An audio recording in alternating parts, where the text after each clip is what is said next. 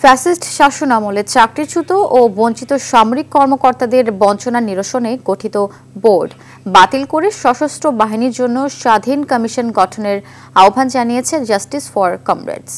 সকালে ঢাকা রিপোর্টার্স ইউনিটিতে এক সংবাদ সম্মেলনে সংগঠনের পক্ষ থেকে বলা হয়, গত ১৬ বছর আওয়ামী মতাদর্শের বিপক্ষে যেসব কর্মকর্তা কিংবা তার পরিবারের সদস্যরা ছিলেন তাদেরকে অবসরে যেতে বাধ্য করা হয়েছে এবং নানা সুযোগ সুবিধা থেকে বঞ্চিত করা হয়েছে।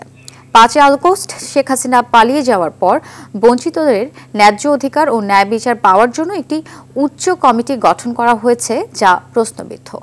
সশস্ত্র বাহিনীর জন্য একটি স্বাধীন কমিশন গঠন করলে বঞ্চিতরা ন্যায় বিচার পাবে বলে মনে করেন সংগঠনের সদস্য অবসরপ্রাপ্ত লেফটেন্যান্ট কর্নেল শামসুল ইসলাম।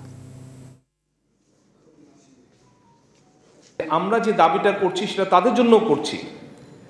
আমরা তো বের হয়ে চলে এসেছি। দুদিন পরে এই সমস্ত কালাকানুন ব্যবহার করে আরেকটা সরকার যদি তাদের এগেনস্টে কোনো অ্যাকশন নেয় অন্যায়ভাবে, তাদের লিগাল রিকোর্স কি?